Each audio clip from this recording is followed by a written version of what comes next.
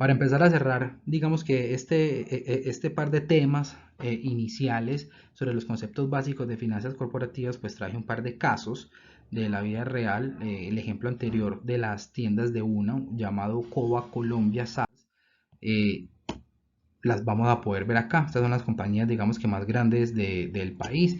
Este ejemplo lo saqué de acá. Coba Colombia es lo que llamamos tiendas de uno. Mire que esta compañía vende 3.7, 3.8 billones de pesos colombianos y pierde 25 mil millones de pesos colombianos. Resalto también esta otra compañía, se llama ARA, es una compañía que digamos que es bien similar a esta en cuanto a su función, en cuanto al sector, en cuanto a la forma como operan, y también le pasa lo mismo, vende 2.2 billones de pesos colombianos y también pierde dinero, con la particularidad de que este negocio también hay cientos y cientos y cientos en todo el país.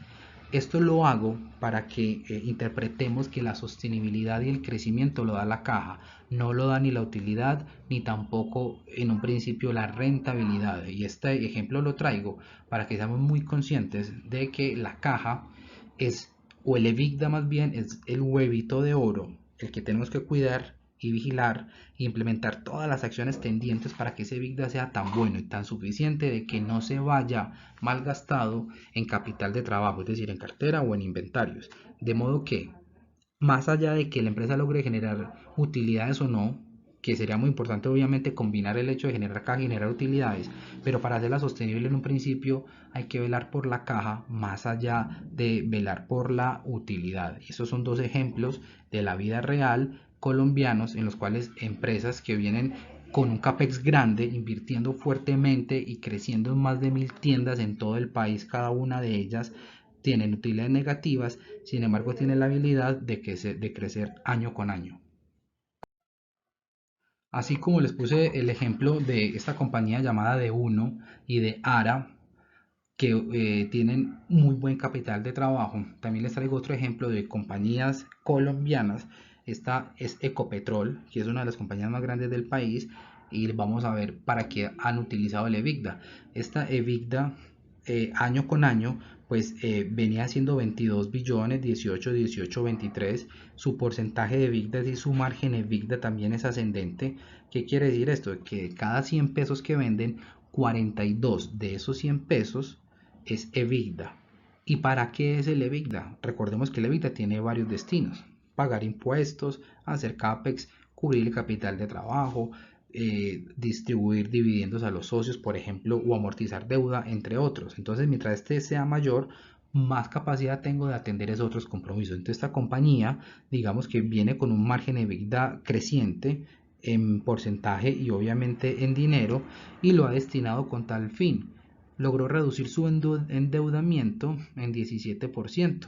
Tiene 9 billones menos de deuda porque tuvo la capacidad de tener un muy buen EBITDA, y seguramente gran parte de ese EBITDA, como no hubo necesidad de destinarlo a cubrir el capital de trabajo porque no tenían tanta cartera ni tanto inventario atrapado, les dio suficiente capacidad para más bien dedicar parte del EBITDA al endeudamiento. Miren que para acá el endeudamiento era 2.8 veces, 2.9, aquí bajó 1.9, es decir que necesitan casi que 2 EBITDA para atender el 100% de la deuda. Y un año atrás necesitaban generar 3 veces el mismo EBITDA para poder cubrir la deuda. Aquí han logrado bajar parte de su endeudamiento. Las utilidades, digamos que en este caso, pues de alguna manera obedecieron también favorablemente como se creó el EBITDA, y eso implica, pues de alguna manera, tener la capacidad de repartir dividendos del EBITDA que generaron, que fueron 23 billones para este ejemplo.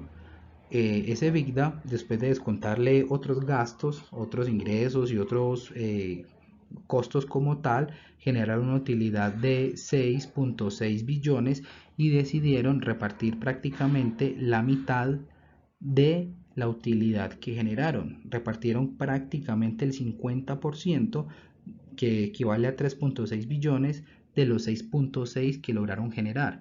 Y esas decisiones de repartir un 30% de las utilidades o un 20% o un 50% va muy de la mano con la capacidad de generar EBITDA. Entonces, cuando estos márgenes de EBITDA son muy bajitos, es altamente probable que la decisión de distribuir de dividendos no sea el 50% de la utilidad, sino que sea un 20, un 15 o un 10%. Por tanto, un buen EBITDA garantiza que se pueda pagar deuda y disminuir la deuda, y que con una buena generación de utilidad se pueda atender una mejor distribución de dividendos. Pues para este ejemplo repartió 89 pesos por cada acción, y que pues cada acción de 89 pesos por el número de acciones que tiene la compañía, eso equivale a repartir 3.6 billones de pesos, que es prácticamente, pues para no irnos a números exactos, la mitad de la utilidad que generaron. Entonces, para eso es el EBITDA, para atender deuda, para atender planes de expansión, para pagar impuestos y sobre todo para pagar dividendos.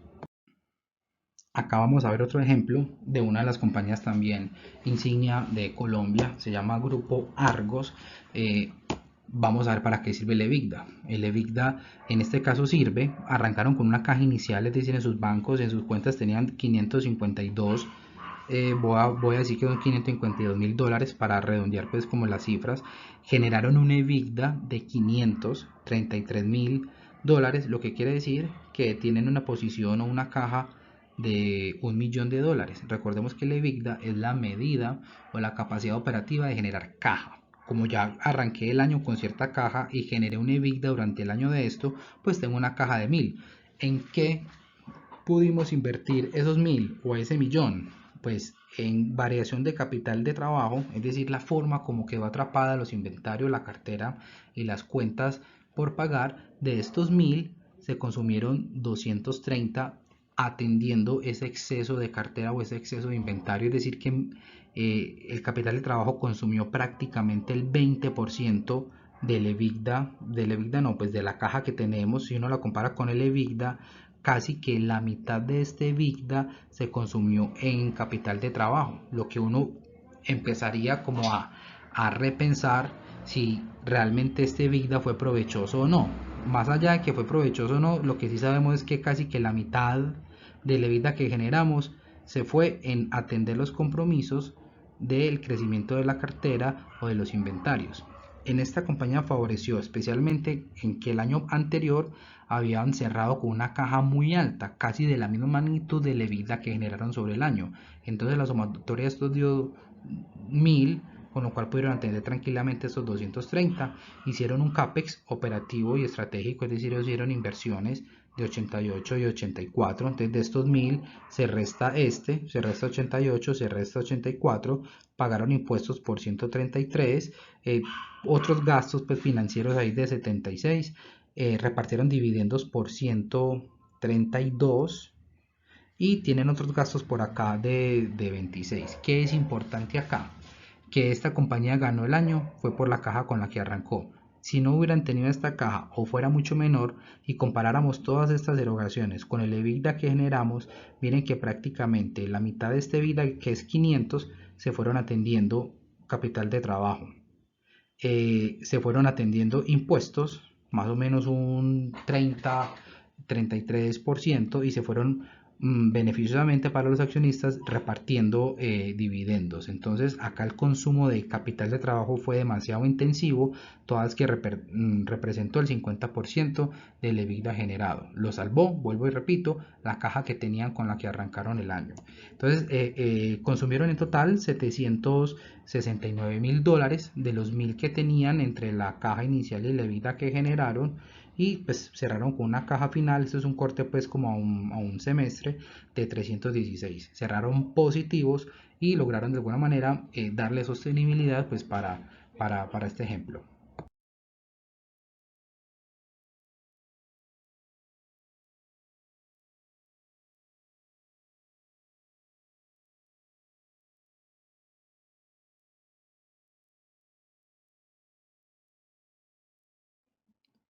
Muy bien, entonces ya recapitulando, para cerrar como esta primera parte de los estados financieros básicos, un estado de resultados es para qué, para ver cuánto vendí, cuánto me costó, qué gastos tuve y qué utilidad pude generar en un periodo. ¿En qué periodo? En un mes, en un bimestre, en un Q o en 6 meses o en un año. Cualquiera que sea el periodo, en este resultado me muestra a mí ventas, costos, gastos y cuánto gané.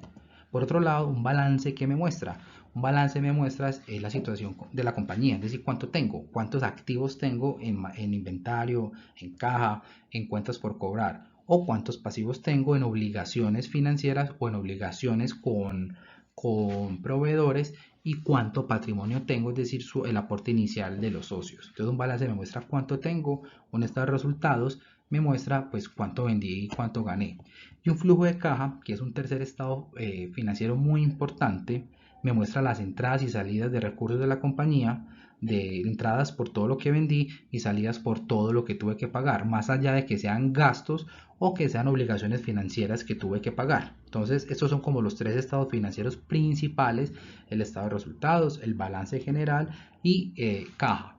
Otra cifra o tema importante que vimos es el EBITDA. El EBITDA sabemos que se desprende del estado de resultados y es una capacidad operativa de generar caja. ¿Qué es lo que hacemos con el EBITDA? Primero que viene el estado de resultados, se genera desde ahí, o sea que tiene incidencia directa con la venta, con los costos y con los gastos involucrados. Eso es lo primero que tenemos que tener claro. Segundo, que una vez genero ese EBITDA, hay unos compromisos que atender. ¿Cuáles son? Intereses, tengo que pagar el interés a los bancos. ¿Y que los intereses dónde están? En un estado de resultados, porque eso es un gasto. ¿Qué más tengo que hacer con el EBITDA? Tengo que cubrir la forma como yo esté estructurando mis cuentas por cobrar, mis inventarios, mis cuentas por pagar, que ya vimos que esta mezcla, mientras mayor es peor, porque más de este EBITDA tengo que disponer para atender mi cartera e inventarios, ¿cierto? También que atiende el EBITDA de cuentas de balance, la deuda. Así como uno paga intereses o cuando uno paga una cuota mensual, en esa fracción de la cuota hay una fracción de intereses y hay una fracción de amortización o de deuda. Entonces el EBITDA tiene que atender tiene que atender y tiene que atender la amortización de la deuda para que al fin podamos generar un flujo de caja. Ustedes miren que antes de llegar al flujo de caja y que sea positivo o no, el EBITDA tiene que darle respuesta a un sinnúmero de compromisos antes de. Y una vez generamos un flujo de caja, pues hacemos CAPEX, hacemos inversiones y finalmente pues pagamos dividendos a socios. Entonces el EBITDA, miren que tiene un sinnúmero de tareas, un sinnúmero de compromisos que atender, o de gastos del estado de resultados o de balance para poder generar un flujo de caja, y ese flujo de caja pues hacer inversiones, expansiones, ampliaciones, compras o repartir dividendos.